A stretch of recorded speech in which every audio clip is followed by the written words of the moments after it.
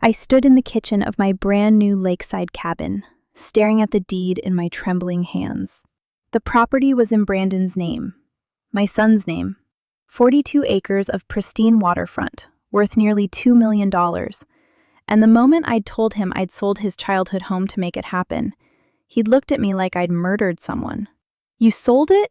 he'd screamed into the phone. "You sold my house? Do you understand what you've done?" I'd tried to explain. I'd tried to tell him about the cabin, about what I'd really done with the money, but he'd hung up on me before I could get 2 sentences out.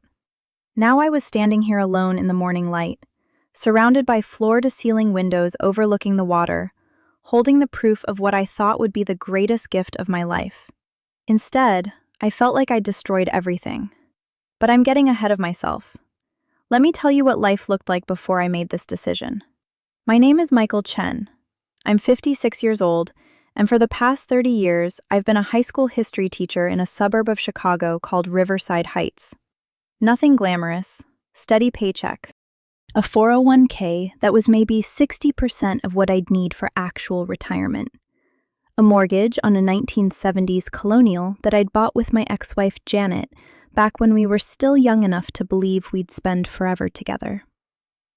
The house was everything to Brandon growing up. He was born there in 1998. Janet had complications, and I drove her to the hospital doing 80 in a 55 zone while she screamed at me to slow down.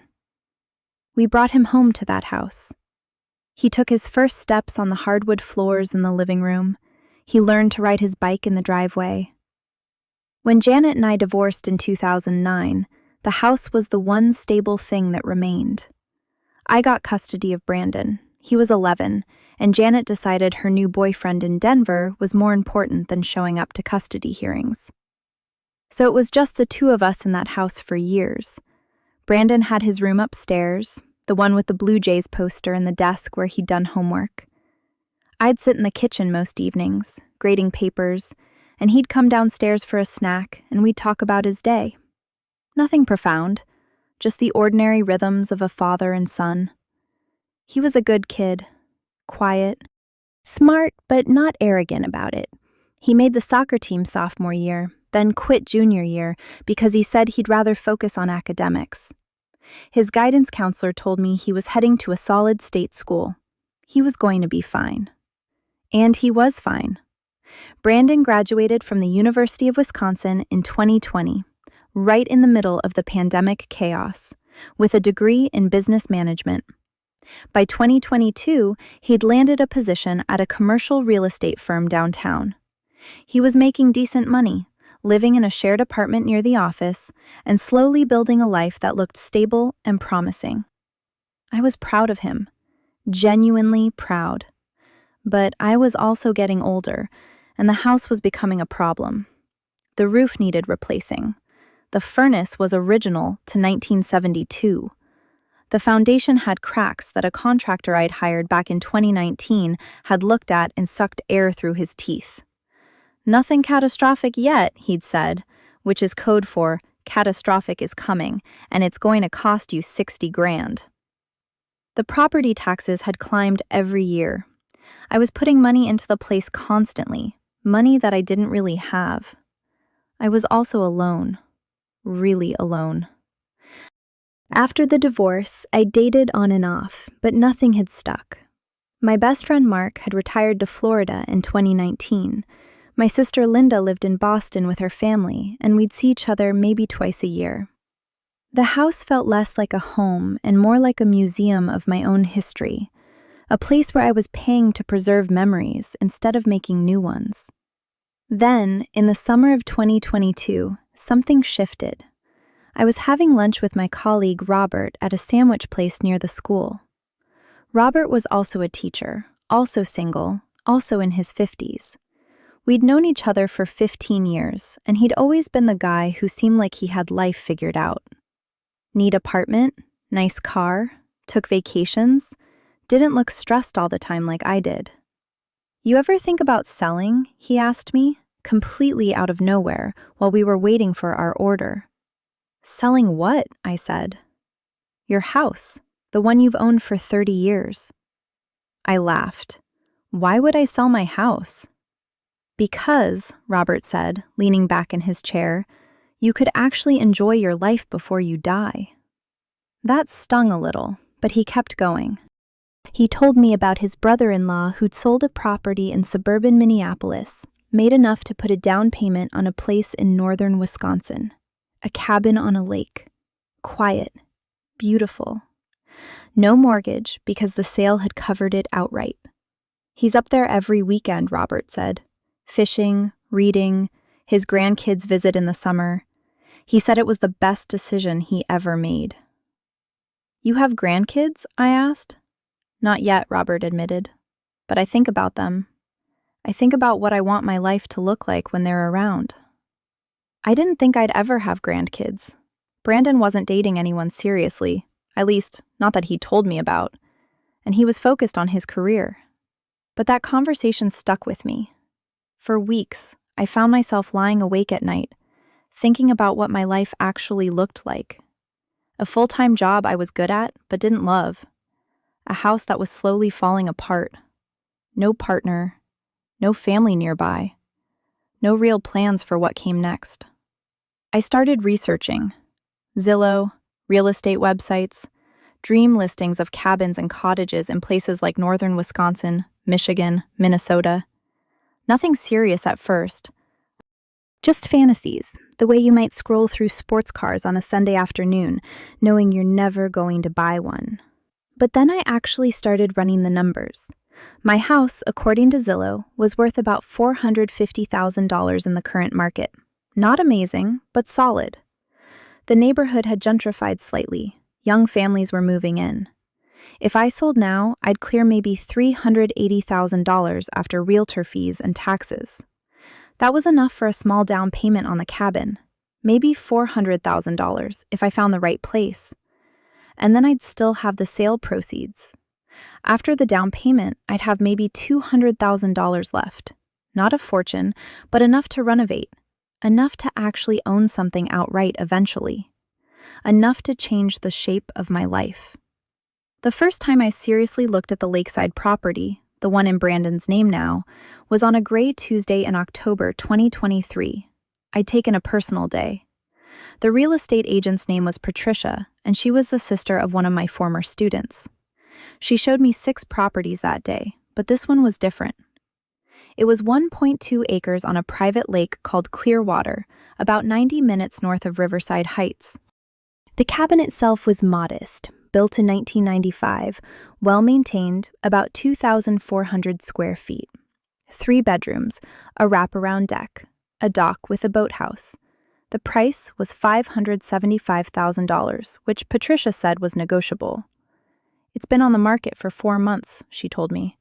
The owners are relocating to Arizona. They're motivated. I stood on that deck, looking out at the water, and something in my chest cracked open. I could see myself here. Not in some abstract future, but right then. I could see myself reading a book on that deck, having Mark and his wife visit from Florida, maybe eventually having Brandon and his girlfriend, assuming he'd have one, come up for a weekend. I could see a different version of my life, one where I wasn't just waiting for retirement while my house slowly deteriorated around me. I need to think about it, I told Patricia. But I didn't think about it. I made a decision. I went to the bank. I talked to a mortgage officer named Susan, who explained that I could sell my current house and use the proceeds as a down payment on the cabin. The math was tight, but it worked. If I sold my house for $450,000 and the cabin was $575,000, I'd need a mortgage for about $275,000. At my age, with my income, it would be a stretch, but it was possible. You'd want to move fast, Susan said. List the house, get it sold, close on the cabin as soon as you can. I contacted Patricia. I told her I wanted to make an offer on the cabin. She said we could negotiate, but the owners wanted to move quickly. They'd accept $550,000 if I could close within 30 days. 30 days. I called a realtor to list my house that same week. And here's where I need to be honest about what I did next, because it's the part that Brandon still can't forgive. I didn't tell him. I listed the house without telling my son that I was selling his childhood home. He found out from a sign in the front yard that I'd put up on a Saturday morning in October. He called me, furious, at 9 in the morning while I was at the gym. "What is this?" he'd shouted. "What the hell is happening?" I should have explained then. I should have said, "Let's meet for coffee. I have something important to tell you." Instead, I'd said, "I'll talk to you about it this weekend." And then I'd turned off my phone because I couldn't handle the conversation while standing in the parking lot in my sweaty gym clothes. That was the first real mistake. Not the decision itself, but the way I'd made it, unilaterally, without including him, without letting him be part of something that affected him so deeply. By the time we finally sat down to talk, the house was already pending. An offer had come in. We were closing in 3 weeks. That's when everything started to fall apart. We sat down on a Saturday afternoon in the living room of the house we were about to lose. Brandon was in his work clothes, dress pants and a button-up, like he'd come straight from the office. He looked older than 25. There was a hardness in his face that hadn't been there a year ago. "So," he said, not looking at me, "you're selling the house." "I'm selling the house," I confirmed, "but without telling me. Without asking me. You just put a sign in the yard." "That was a mistake," I said. "I should have told you first. I know that now." He laughed, but it wasn't a real laugh. It was bitter. "You should have told me first? Dad, this is my house. I grew up here. I have memories here." "I know. You know what?" He stood up and his voice got louder. "I don't think you do know. I think you made a decision without thinking about anyone but yourself, and now you're sitting here trying to apologize your way out of it." I had no response to that, because he was right. I had been selfish. I'd made the choice in isolation, acted on it quickly, and only now was confronting the fact that my decision affected someone I loved. "Where are you going?" he asked. "What are you doing with the money?" I should have just told him then. I should have laid it all out. The cabin, the $2 million, the deed in his name, the whole vision of what I was trying to build. Instead, I said, "I'm taking some time for myself. I found a place I want to look at." "A place," he repeated. "You're selling my childhood home for a place." "It's not your childhood home anymore, Brandon. You're 25 years old. You moved out 3 years ago." The moment those words left my mouth, I knew they were wrong. I could see him physically recoil, like I'd hit him. "Wow," he said quietly. "Okay, so that's what this is." "That's not what I meant." "You know what? I don't want to hear it." He grabbed his jacket from the back of the chair. "I'll find out where you're moving from the realtor, I guess. You don't need to tell me anything." He left, just walked out. The front door closed behind him with a soft click, and I was alone in a house that had stopped being his home the moment I'd put a sign in the yard. The sale closed 2 weeks later. Brandon didn't respond to any of my calls or texts. My sister Linda called me after he'd apparently reached out to her. She wasn't angry exactly, but she was disappointed in a way that felt worse. "He's really hurt, Michael," she said over the phone. "He told me this house was the only stable thing in his life after the divorce, and you just erased it." "I was trying to make a change," I said. "I was trying to—" "I know what you were trying to do, but you didn't include him. You didn't respect him enough to have a conversation." I closed on the cabin the day after the house sold. The deed was finalized, and I had Patricia draw it up in Brandon's name. At the time, I thought it was a beautiful gesture. "Look at this," I imagined telling him. "Look what I've given you, a $2 million property, your future secured." When I told him over the phone, his response was ice water. "You put it in my name? Without asking me?" "It's a gift," I said. "It's for you.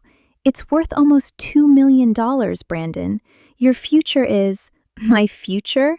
He laughed again, that same bitter sound. "Dad, you sold my house and bought yourself a cabin and put it in my name so you could feel like the hero. That's not a gift. That's a manipulation." "That's not fair." Isn't it? His voice was sharp. Did you ask me if I wanted a cabin? Did you ask me if I wanted a $2 million property tied to my name? Did you ask me anything? Or did you just make another decision about my life without including me? I didn't have an answer. I don't want it, he said. I don't want the cabin. I don't want the property. I want you to fix this. Fix what? The house is sold. Then unsell it. I don't care how. You made this decision. You fix it. He hung up. For the first few weeks at the cabin, I tried to convince myself that he'd come around, that once he saw the place, once he understood what I'd built, he'd forgive me. I sent him photos of the dock, the deck, the water.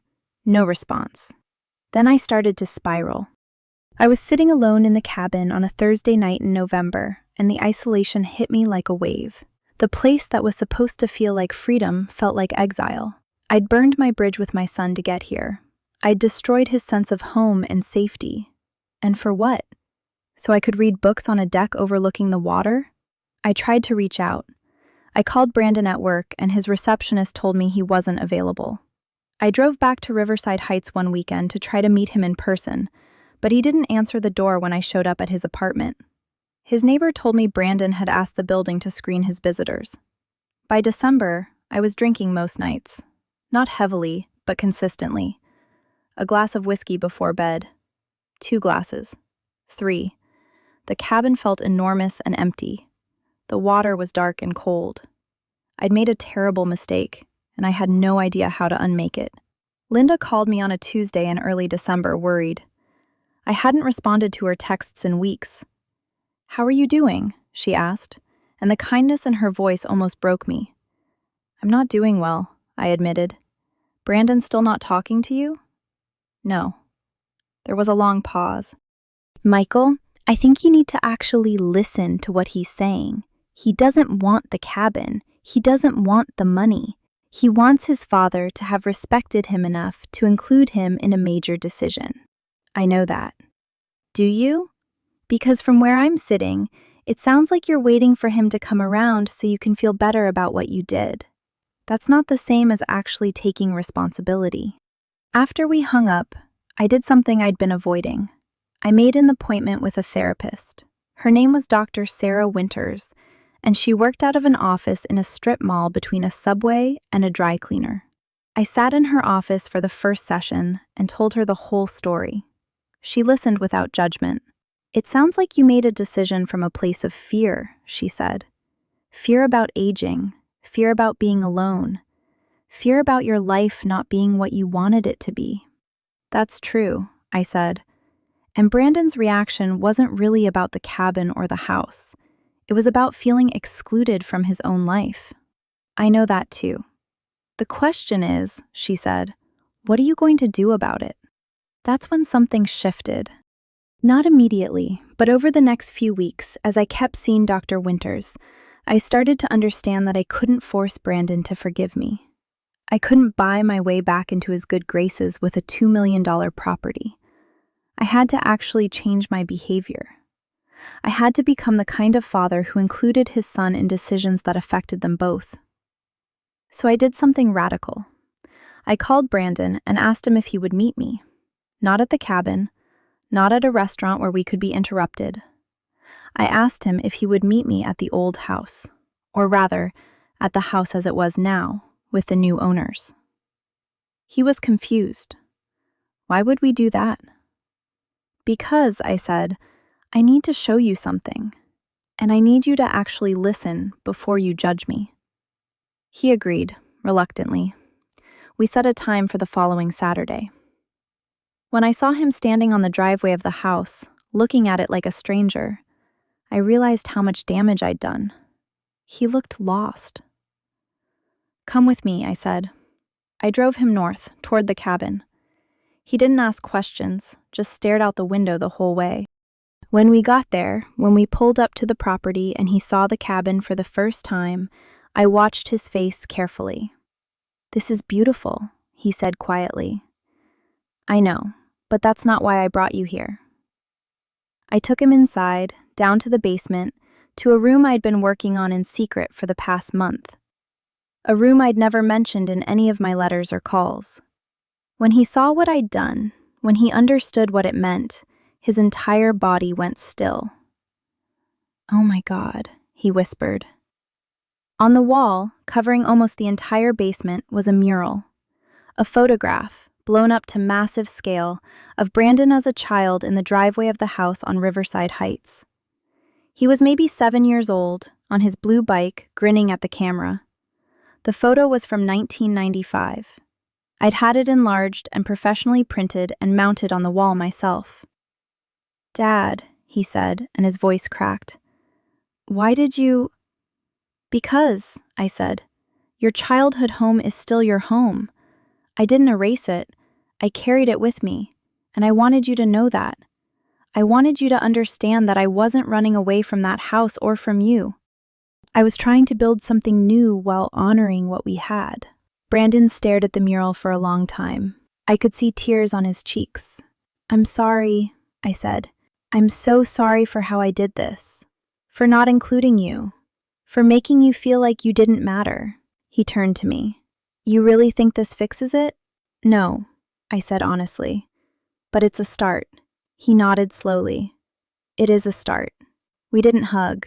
We didn't suddenly become best friends again. But he stayed at the cabin that night. We sat on the deck overlooking the water, and I told him the truth about why I'd made the decision. Not to excuse it, but to explain it.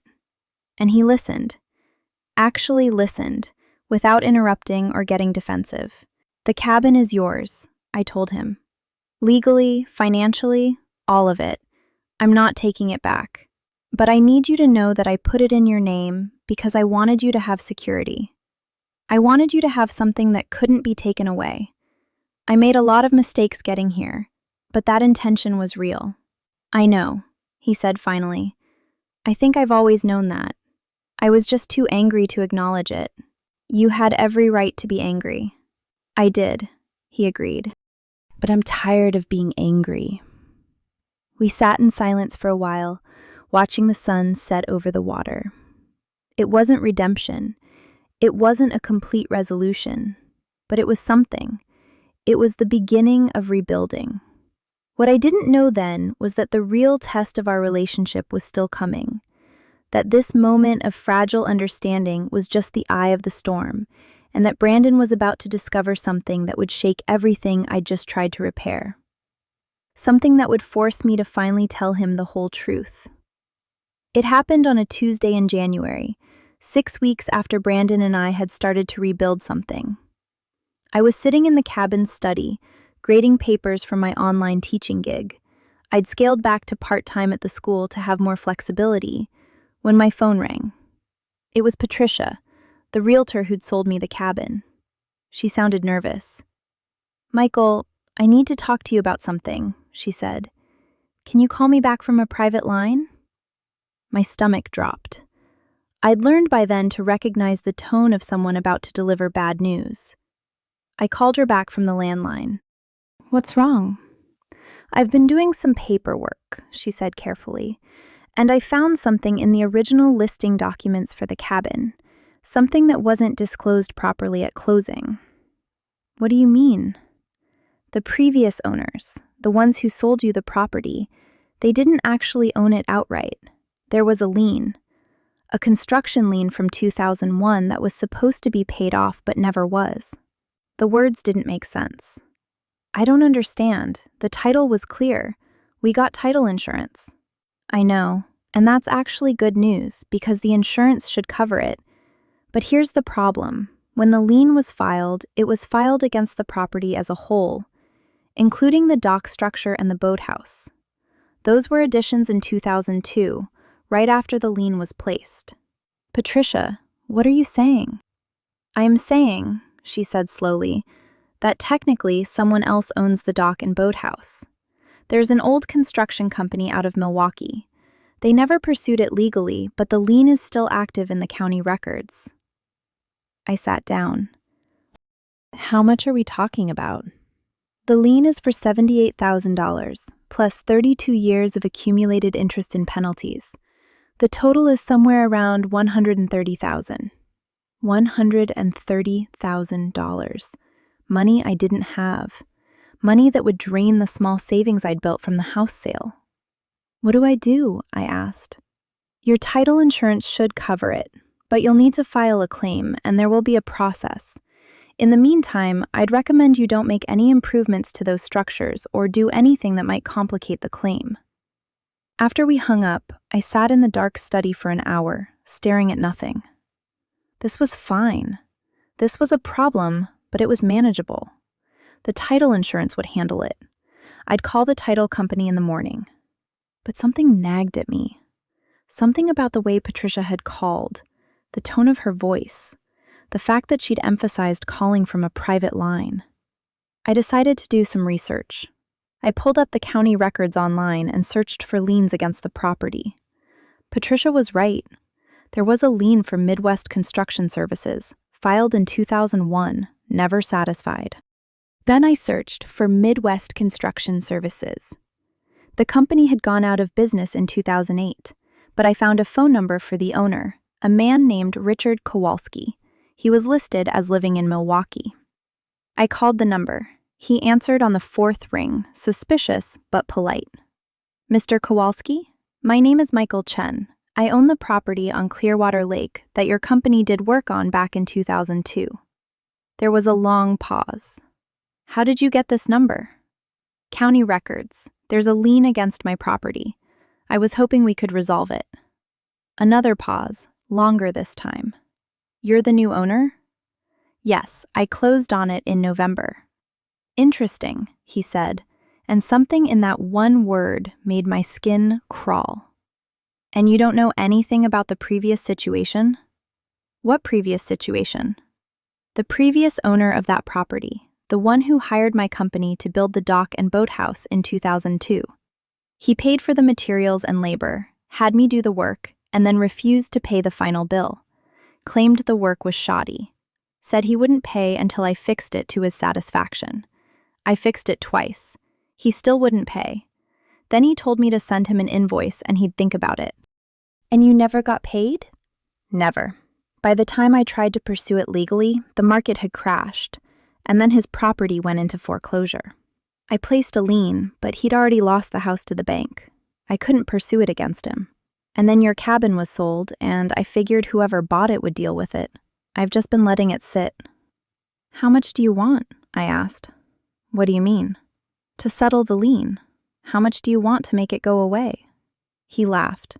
Son, I want $130,000 plus legal fees. I've got receipts. I've got photos of the work. I've got documentation that I did exactly what was contracted. I have title insurance, I said. This should be covered. Your title insurance will probably cover the basic amount, but there's going to be a process, a lawsuit maybe, years of back and forth. And in the meantime, that lien is attached to your property. If you try to sell it, refinance it, or do anything with it, it's going to be a problem. After we hung up, I did something I probably shouldn't have. I called Brandon. He answered on the second ring, like he'd been waiting for me to call. We'd been talking more frequently since that night at the cabin.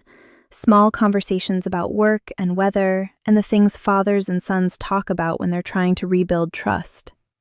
Hey, he said. Brandon, I need to tell you something about the property. I explained the lien situation. I explained what Richard Kowalski had said. I waited for him to respond, expecting anger or frustration. Instead, he said, "Who was the previous owner?" I realized I'd never actually known. The realtor had handled all of that. The previous owners were just names on a document, a retired couple named David and Catherine Ellsworth, who were moving to Arizona. I'll find out, I said. It took me 20 minutes of searching through my closing documents to find their contact information. They'd left a forwarding address in Phoenix. I called the number. A woman answered. Catherine, I assumed. Yes, this is Catherine Ellsworth, she said when I introduced myself. I'm the new owner of your cabin on Clearwater Lake, I said. I'm calling because there's an outstanding lien against the property from a construction company, Midwest Construction Services, from 2002. There was a sharp intake of breath. Oh God, she said. You found out about that. I did. Can you tell me what happened? What she told me explained everything. In 2002, she and David had hired Midwest Construction to build a dock and boathouse. The initial work had been fine, but midway through, Richard Kowalski had informed them that the dock design they'd requested wasn't structurally sound. He said he'd need to reinforce it, which would cost an additional $12,000. David had accused him of price gouging. They'd fought about it. David had refused to pay the additional amount. Kowalski had walked off the job. They'd hired someone else to finish it, paid that contractor, and then never dealt with the original lien. We figured it would just go away, Catherine said. We sold the property and the title company said it was clear. We thought the lien had been satisfied. It wasn't, I said. I'm so sorry, she said, and she sounded genuinely upset. If we'd known, we would have paid it off before we sold. We didn't realize. After we hung up, I sat with this information.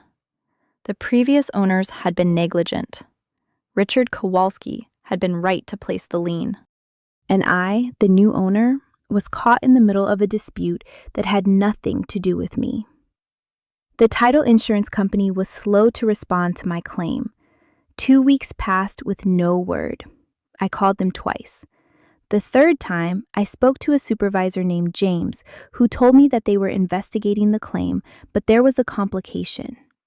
The previous owner's homeowner's insurance, the policy from 2002, listed the dock and boathouse as excluded from coverage, he said. That means the title company that insured the sale in 2001 didn't actually cover those structures, so technically, we're not responsible for the lien against them. That doesn't make sense, I said. I bought the property with the dock and boathouse already on it. The dock and boathouse are part of the property. I understand your frustration, James said, but the title company's policy from 2001 specifically excluded those structures from coverage. We've reviewed the original documents. It's in the fine print on page 3. Page 3. Of course it was. So what does that mean? I asked. It means you'll likely need to resolve this with the lien holder directly or pursue legal action against the previous owner for misrepresentation. I hung up and called a real estate attorney. Her name was Susan Mitchell, and her office was in downtown Milwaukee. She reviewed my closing documents and the lien paperwork, then gave me the verdict I didn't want to hear. You have a few options, she said. None of them particularly good. You can negotiate with the lien holder and pay him the amount he's asking. You can try to sue the previous owners for breach of warranty, though they've moved to Arizona, and that would be expensive and time-consuming. Or you can let the lien sit and deal with it if and when you try to sell or refinance. How much would the lawsuit cost? Against the previous owners? Probably $15,000 to $20,000, plus court costs. And you might not win. They could claim they genuinely didn't know about the lien, which appears to be true. I did the math. Pay Kowalski $130,000, or spend $15,000 to $20,000 on a lawsuit that might not result in anything. Either way, I was bleeding money. That's when I made a decision I knew would hurt Brandon. I called him and asked him to meet me at the cabin that weekend. He arrived on a Saturday afternoon. We sat in the living room and I told him about the lien. I told him about the title insurance company refusing to cover it. I told him that I was going to need to sell the cabin to settle the debt, and that meant selling the property that I'd put in his name. His face went completely still. You're selling the cabin? I have to, I said. Brandon, I don't have $130,000. The cabin is worth almost $2 million, but with the lien, it's worth significantly less. I'll need to sell it, pay off Kowalski, and probably take a loss on the whole thing. You're selling my property, he said quietly, to fix a problem that the previous owner created. I know it's not fair. Fair? He stood up. Dad, this is the same thing again. You made a decision without me. You put this property in my name, and now you're taking it back. I'm not taking it back. Yes, you are. You're selling it, which means I don't own it anymore. which means you've taken it back. Brandon, listen to me. I didn't know about the lien when I bought it. I know you didn't know, he said, and his voice was sharp. But you did know you were putting a piece of real estate in my name without fully disclosing what that meant. You did know there was a risk, and you chose not to tell me about it. He was right. I had made the decision unilaterally, again. I had put the cabin in his name without fully vetting the title. And now I was coming to him with the consequences. I'm sorry, I said. I don't want your apology. I want you to fix this without destroying what you've already given me. How? I asked. How do I fix this? He stared at me for a long moment. Then he said something that changed everything. There's someone you need to talk to, he said. Someone I know from work. His name is Marcus Webb. He's a commercial real estate investor. He's very wealthy, and he's always looking for properties with potential. He might be interested in buying the cabin, or he might be interested in helping you work out a deal with Kowalski. Why would he do that? I asked. Because, Brandon said carefully, I've been helping him with a deal for the past year, and I've made him a lot of money. He owes me a favor. I looked at my son, this grown man who was willing to leverage his own professional relationships to save his father from a financial catastrophe, and I felt something break open inside my chest. Brandon, I can't ask you to do that. You're not asking, he said. I'm telling you. I'm going to call Marcus, and you're going to listen to what he has to say. Marcus Webb turned out to be exactly what Brandon had described. He was in his late 50s, successful, and apparently operating in a world of commercial real estate deals that were far above my pay grade. Brandon set up a meeting for the following week at Marcus's office in downtown Chicago. I drove down on a Wednesday afternoon, nervous and uncertain. Marcus's office was on the 42nd floor of a glass building, with floor-to-ceiling windows overlooking the city. Marcus himself was wearing an expensive suit and had the kind of confident handshake that comes from never worrying about money. Brandon's told me about your situation, he said, after we'd exchanged pleasantries. The lien, the cabin, the whole situation. He says you're a good man who made some mistakes in how you handled the property. I did, I admitted. Okay, here's what I'm going to propose. He pulled out a folder and slid it across his desk. I'm going to buy the cabin from you. I'm going to pay you $2 million. Out of that, you'll pay Richard Kowalski his $130,000, and you'll pay your attorney fees, and you'll come out of this with approximately $1.8 million. I stared at him. Why would you do that? Because the cabin is worth more than $2 million. It's worth at least 2.3, maybe 2.4, once I invest in some upgrades and resell it. And because Brandon has been a valuable part of my team, and I take care of people who take care of me. I can't accept that, I said. You're not accepting anything, Marcus said. You're selling your property at market value, maybe even slightly above market value. That's business. We went back and forth for another hour, but Marcus was immovable. He had already had his attorney draw up the paperwork. He could close within 30 days. When I left his office, I felt like I was walking in a dream. I called Brandon as I was driving north. He's buying the cabin, I said. I know, Brandon said. He told me he would. Brandon, why did you do this? Why did you involve yourself in my financial problems? There was a long pause.